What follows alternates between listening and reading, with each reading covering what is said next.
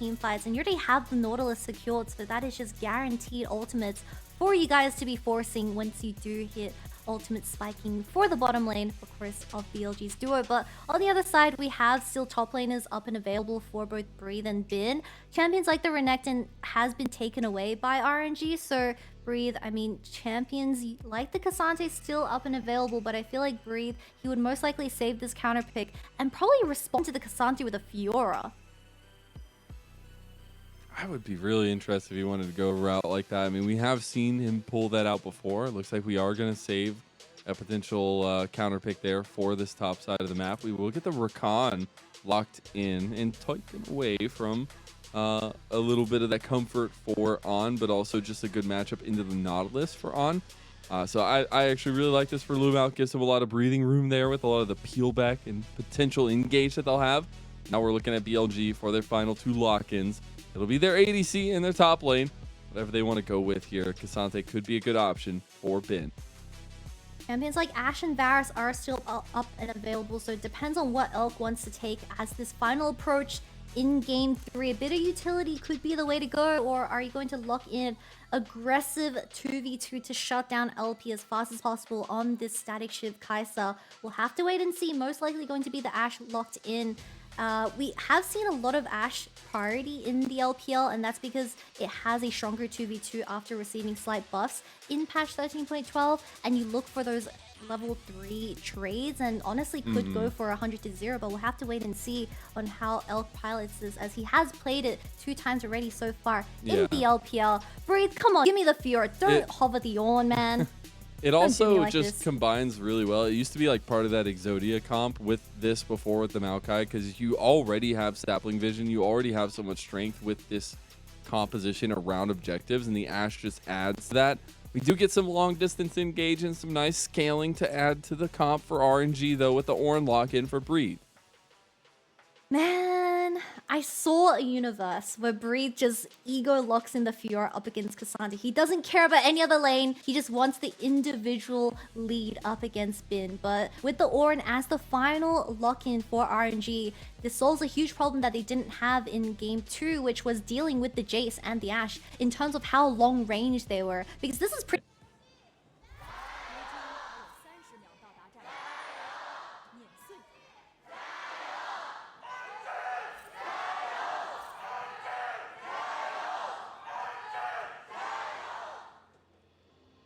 Coming out in force. I love to hear the audience. We have an extremely chaotic chant coming from both fandoms. I mean, we have BLG supporters. We also have RNG kind of overpowering. There's one guy in there that's screaming RNG with like all of his soul. Pretty much. I want the flag of whoever owns that, by the way. That thing is like 2 billion meters tall, and I just want that. I feel like it would be kind of a nice piece to have in your collection. But of course, Game 3, it's anyone's game. It's a best of 1 now, but with how BLG kind of rocked back from the Game 1 going so terribly, I mean, they locked in a very familiar composition once again, but this time around, I feel like Elk on this Ashe. We've seen it before against, I believe, Ultra Prime, and he was able to utilize the spacing incredibly well, so perhaps they need to utilize, I mean, they need to burn the flash out incredibly early from Elk to really shut him down once again. Elk has been such a crucial part for BLG. So is LP for RNG. A new come up. We'll see if he can make the difference here in this bot lane 2v2. As game number 1 absolutely did. Game number 2 tried to, but has been truly a big wave of growth for this guy who came over from the LNG Academy squad and the LDL team for LNG at least. And it's been really cool to see him take the shoes, right? That's what we talked about a lot between this RNG roster, is how the voids have been filled after they lost such long-standing members for this organization. A lot of shoes to fill, especially with the departure of Gala Ming and of course Xiaohu of 2023. But I feel like although this summer we didn't have high expectations for both Tangyuan and LP, both relatively new to the scene, but them delivering, taking games off BLG, who are the titans of the LPL. Huge respects to them, and they are kind of redeeming themselves from spring, where they ended 9th position in the playoffs, or regular split in and then they weren't able to really go the distance in the playoffs either, so they're trying to look for that opportunity once again this summer. Good guy on there, blocking the way, so El could get a quick back off, try to get back to wave as well. I do want to check in on junglers since we are getting opposite side pass for both sides. You do wonder if Shun can actually capitalize on LP and LvMao playing a little aggressive. But Wei on the Wukong, I feel like does need to be skirmish heavy. This is something I want Wei to have a bit of priority with so he can get some advantages and set up fights for the rest of the team.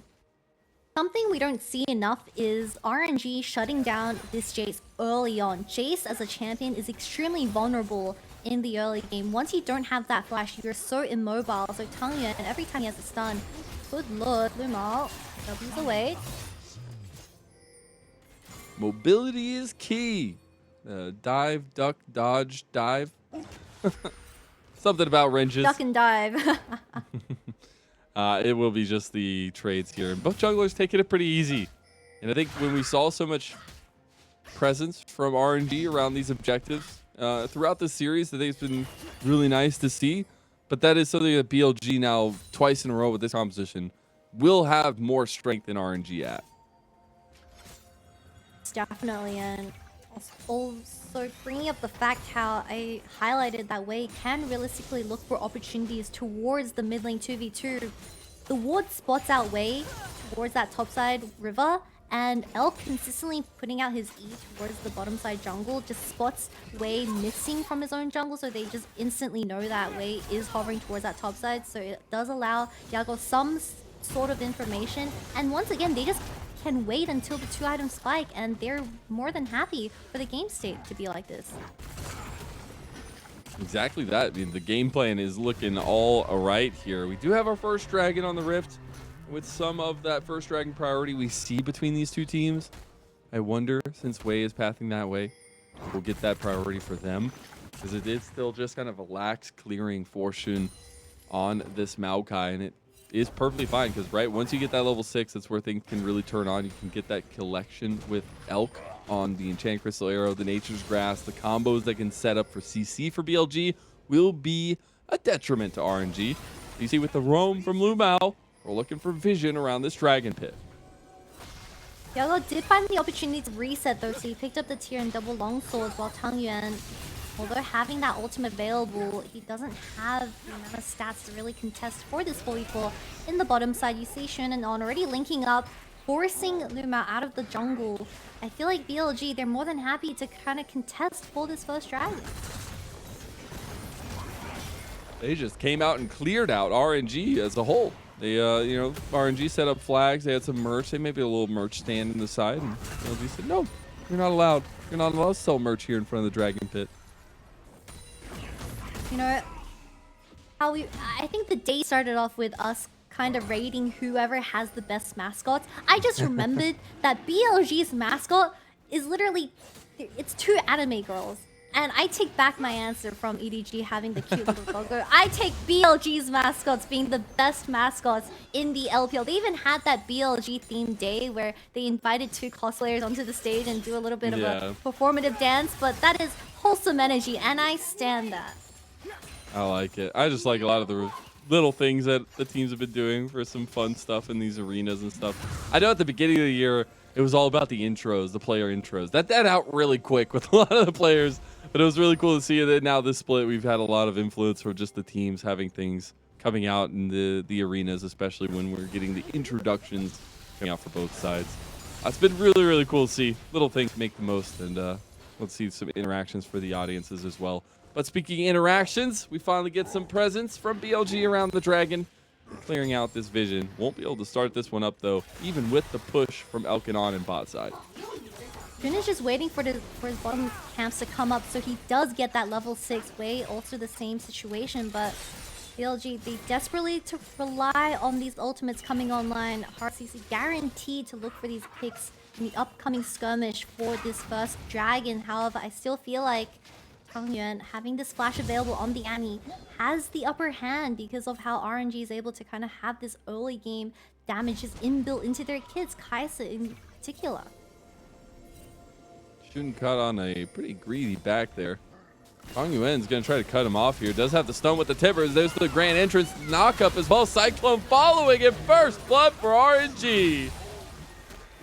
Shun's just in a bit of an awkward situation. He is looking for level 6, but no camps available in the bottom side. He was quite literally one Raptor camp away from getting that 6, and then they could start considering to start up the dragon. But RNG utilizing this time frame perfectly and getting that first blood into Tangyuan's pockets. But now Annie extremely low arrow hits. Oh, yep, that's going to be it. As On also looking for the re-engage as LP's coming up with level 6, but Elk is also here.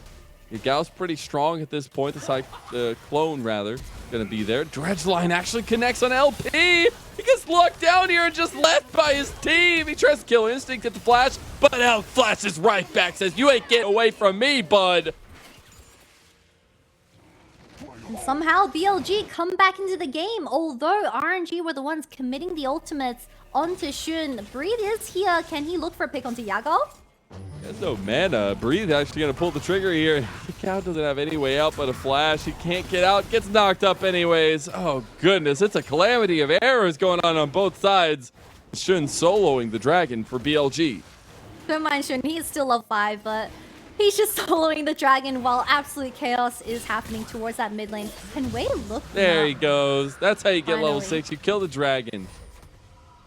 Well, the first major objective has finally been secured by BLG, but at what cost? Because LP, I mean, I think he could have just flashed towards the side of LvMao and maybe gotten away. I'm not too sure. I mean, it is just opportunities going and just theories, but in the end, Yagao comes out on top because he picked up that Serrated Dirk, and also RNG committing so many ultimates towards Shun as that initial engage.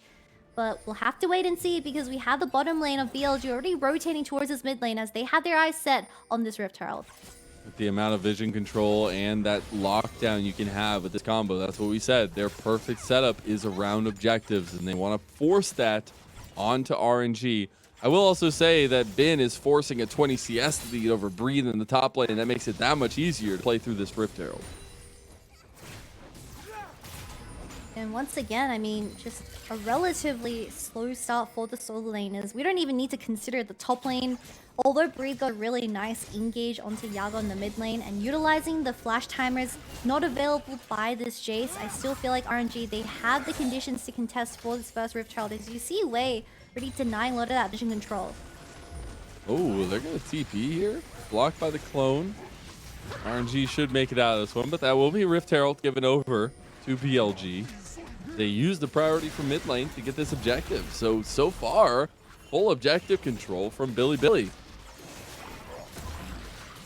Fair enough, as Breathe doesn't have his ultimate available, as LP is just alone towards that bottom side, so he can pick up 1 to 2 plates. Engage from BLG. Oh, little bit split. Enchant Crisero went one side, On went the other way on the Tangyuan. So, they try to get on the same page, but Yagao says doesn't matter what page we're on, I can still get some poke in. Yeah, and we see this trio coming out of RNG of the jungles, mid, and support, but not getting too much done. They are going to trade the Rift Herald for some vision set up towards that bottom side. Yagao doesn't have the flash available, so maybe they're able to look for a pick here. Pretty big boy is the Nautilus. Do you ever remember that cinematic where Nautilus is like literally gigantic? I remember before Riot started writing legit lore for League of Legends champions, they said Nautilus was just some dude in a scuba diving suit. Yeah. But now he's some titan of the titan. depths, and he's extremely massive. I don't know, Riot's cooking something up with Some of the the lore. cinematics are so like eerie to me when you see the anchor and how big it is when they do it. It's so scary. But you know, there's maybe something really interesting. So What's up? for, I believe, OC in particular, I know OC doesn't really exist as a region, but OC in particular, we got some love. Riot made a very special dedication to the community by placing a huge Nautilus statue in the bottom of the ocean. And I believe if you kind of contributed to the cause, you could have your gamer tag or your name Let's imprinted go. on the statue. So that Nautilus statue is just forever in the ocean. That's actually so cool. That is so cool. Oh man, I want to look up somewhere. I want to see what all kind of cool gamer names we got on there. It'd be hilarious. Speaking of though, some gamer moves going on. got first items being completed. Who'd thunk of that 13 minutes in? About a minute and a half till Dragon, so I think it's perfect time to set these things up. We got the Dust Blade, got the Demonic Embrace, we got the Jack Show completed for BLG. We're still waiting Elk to finish his first item. On the other side, you do have a plethora of really increased damage first items for RNG. Maybe they can put up a bit of a fight as Rift Herald from BLG goes in mid lane. Elk is the only person out of all the carries to not pick up that first mythic item, so Elk desperately needs to look for a reset and really come back with that Kraken available to match the DPS of LP on this Kai'Sa. But with only 50 seconds to go on the Dragon, I'm not too sure if he has the reset timing to look for that first item. We'll have to wait and see because BLG, they're contesting for the vision control. That's the all out. Go for the all out on the Breathe here. Still pretty far away from dying. Tries to get the Q3 here. Does end up missing it. So Breathe should back away from that one. Elk was trying to get back off, but ends up getting an Enchanted Crystal Arrow right onto the right target. And because LvMao tanked up that damage, he goes down first. Oh, big re-engage though. That's huge. Look at Wei. He's trying to take down Odd. Can they do a killer instinct? Comes in from LP. And BLG, they're running for the hills right now while RNG have taken two. They committed too much to that engage. On was really overextended with how he had to go in for the hook onto LvMao. And of course the TP is coming out of both top laners, but without that Kraken available for Elk, I don't think they have the same amount of damage compared to the static shift picked up by LP. And now a winning skirmish and also the second Dragon picking up by RNG. Oh, Yagao tries to get LP. That's Can't do it. LvMao comes over the edge. That is a lot of damage. We do get that kill over to, or at least the Dragon kill over to RNG. So it'll be an Infernal Dragon for them. We got a Cloud Dragon. Here's our Soul. Ooh, Enchanted Crystal Arrow is not up. But LP does make it out alive. We'll just get the push from BLG towards mid lane. Look, although Yagao's flash might have looked a little bit goofy, but now they have kind of a bit of pressure towards this tier 1 tower in the mid lane. Although the I believe the Ash Arrow did hit Wei, LvMao had to tank everything, but that meant BLG were way too overextended in this fight, and Breathe honestly having a fantastic game on the Ornn, getting multiple people with his ultimate as well. At the end, it was just a mythic item difference, as Ashe, she doesn't offer too much in these team fights compared to the Kai'Sa. I think there's been some different things going wrong with BLG this game. A little bit of desynced for a team that has looked so good a majority of the split. You can never count them out. Even in those little slip-ups, they are still so damn mechanically good. You see them actually pushing RNG into their red side of the base. The scary thing is you never want to be face-checking BLG's composition. Yagao. So close to taking out Wei. They're just walking in as a 5-man unit to secure this topside vision. They really want setup for this second Rift Herald as well. No one is fixing the bottom wave whatsoever. That's just how much kind of priority BLG is putting on this. And they're just playing full on ARAM, by the way.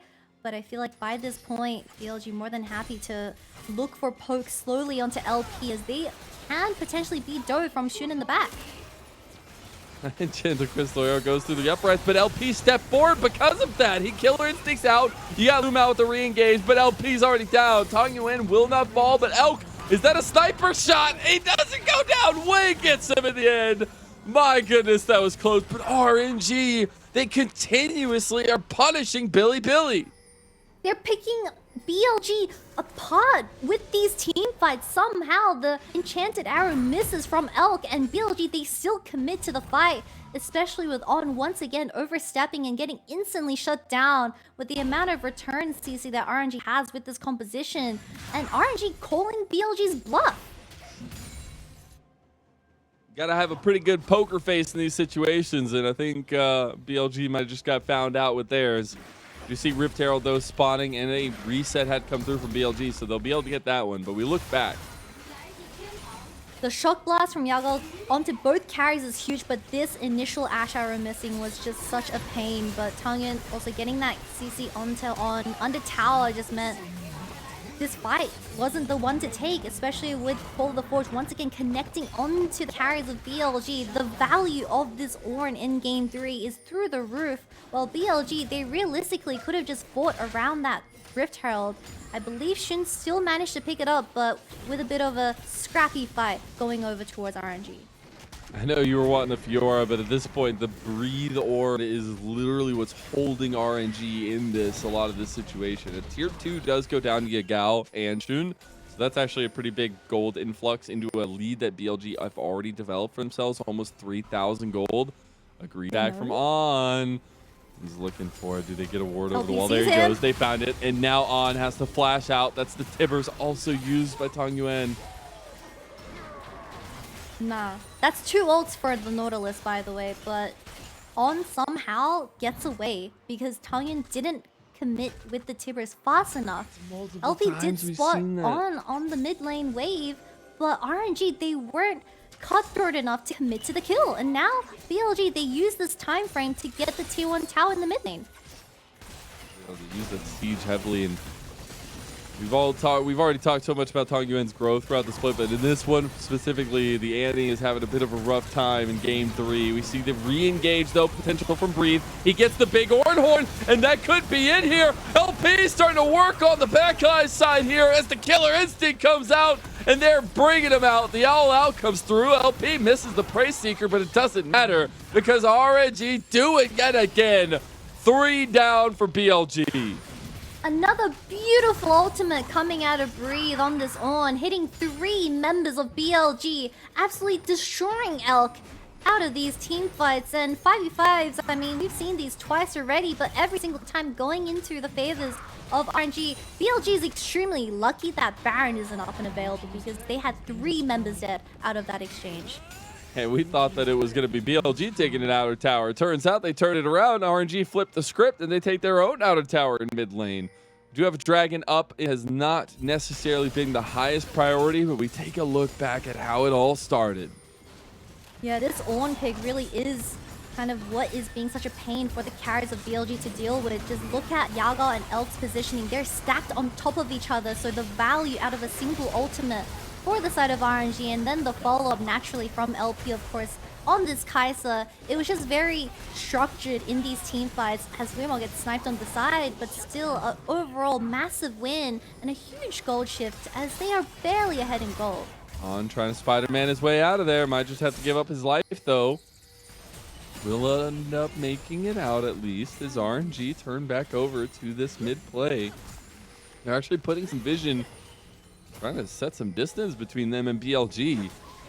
Come back, evened up the gold. BLG were circling a pretty decent gold advantage there. But in the side lane right now, there's nobody answering to Ben. They have to pull the trigger on something, get Breathe back there. You also have the Scuttle Crab secured by BLG on the Baron. Also some wonderful flank wards, so they know RNG can't ever pressure this Baron at the 21-minute mark as they do pick up the second dragon for themselves. It is going to be Wind, but so far so good. Elk on this Ashe hasn't really been able to find the angles to DPS, and that is a reason why Ashe isn't as high a priority champion compared to champions like the Varus and the Ziggs, because you have to be all up in RNG's face to be doing that DPS with the Kraken and Triforce build. But up against the Ornn, I'm not too sure how you're going to be able to escape without that Flash of Veil, or at least cleansing perfectly from RNG's initial engage. We'll have to wait and see. Elk's third game on this Ashe. We've seen him kite these team fights beautifully before, but the execution needs to be perfect if BLG want to win a 5v5. Execution bar is way above them, but this is something that BLG have risen to before. There's the engage as though, and RNG are looking for that snowball bin. Caught out on the side. The Enchanted Crystal Arrow does connect, but onto the clone. And RNG having used some of their abilities, though. Killer Instinct, LP! He gets the catch on a bit, but that's a way big overextension and a crucial, honestly, monumental piece to RNG is gone now without the Kai'Sa. Still got Tangyuan, who has a bunch of kills, has a lot of gold, just got that upgraded Leandries, and they're doing work! The Tibbers is burning everyone alive here as Elk starting to fire back. He's finally in range. He's finally looking to glide all over them as he's stepping all over Breathe. On is there to set him up, but Tangyuan, it's a little bit of a mid lane dip, and Wei comes in to give him the hammer. Tangyuan shows up for RNG. As the sole survivor of a 5v5, he is the only one alive on the entire map right now. But what a scrappy team fight from RNG. It all started out with LP trading 1-for-1 for Bin on this Cassante, and I feel like that is not the trade you want to be taking, especially considering the fact that Bin has the TP to rejoin this fight. So if the fight went on a little bit longer, BLG more than happy to take this. And like he said, the arrow did get blocked by the Wukong clone, so that is huge engage gone on the side of BLG. But perfect extension from the AD carry of RNG, and the sapling value from this bush alone I thought was going to be absolutely insane, but Shun got instantly focused down, and Elk and Yagao were kind of just free hitting. But at the end, Wei somehow survived, and Tangyuan and Wei just cleaned things up. So still, at the very end, I think RNG come out on top as they continue to have this presence around the Baron. And Elk, again, the Ashe just doesn't have the same damage as if you were on the Aphelios, if you were on the Xayah, things like that. And Tangyuan will absolutely take advantage of that on the Annie. You see the hype there, but it is all about the big pickouts. And every ADC knows what it's like to go against an AP mid that can just blow you out of the water with one combo. That is now the trajectory for Elk as he's engaged on potentially again. Get Bin as a bit of a bodyguard on the side, though. That's huge. Breathe goes in for the knockup. Wei getting very low. The grand entrance, though, will go wide. And this is a fight BLG can take. Bin, he tries to find Tangyuan, but now he's getting locked down. All Out comes through. He got a little bit of fight back. Look at LP. Look at Tangyuan. They're starting to get a little bit low as the Shock Blast connects. And Yagao is starting to make a bit of a difference here as he's getting close to 3 items. BLG fight back. That's true, members. LP also out of mana, so BLG, they can start up the Baron. They have no vision for the side of RNG to contest. Although Wei is still alive, he is so incredibly low, but that's the fight BLG needed. They're onto the Baron. They're setting the pace right now, and Bin has just TP back with full health. He's going to be the bodyguard for this fight. And Wei just gets sniped by Yagao. Says, I knew you were there. You can't even step to it. And that was all the beginning of a desperation play out of RNG, forcing another 5v5 in the mid lane, but no ultimates connecting. And even though they committed so much CC onto on the Nautilus, he ended up surviving as a return. But we'll take another replay of this because it was the College of Forge God to start everything off from Breathe. It did hit onto Elk, who didn't have the flash available, but no follow-up. Your eyes had to be on Tangyuan, who was zoned out by the Nature's Grasp. And of course, I mean, at the end, the CC just didn't land from LvMao on this Rakan as well. Elk and Yagao were free hitting in this team fight, while Bin on Cassante with the Q3 as well, forcing the flash out of Tangyuan on this Annie. So now with the Baron buff in BLG's pockets, it's going to once again be a 1-3-1 situation. I don't know how RNG, I mean, they can look to force something else at this dragon. Kind of wish we would have gotten a damage graph that fight, because Yagao was just pumping in those shock blasts. We do have third items being completed for majority of members, right? Yagao on 3.5. You got the Maw completed for Elk as well. You did get the Guinsu's there for LP. See what can make the difference as we have Dragon up, and this is soul point for RNG.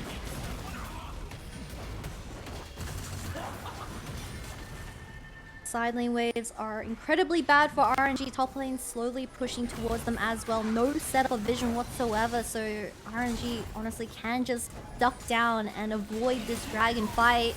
Oh my goodness, Nature's Grass comes out. The Sapling's doing work with that Demonic Embrace as well. The amount of burn and poke and just damage that BLG can do, it's so impressive. They catch out Tangyuan. That's a big engage tool gone. The Ornhorn goes a bit wide, and they're under tower. BLG finally take the tower out, and now RNG have nowhere to save to as Wei gets taken out again, and BLG, they're starting to run away with this one, Kitty.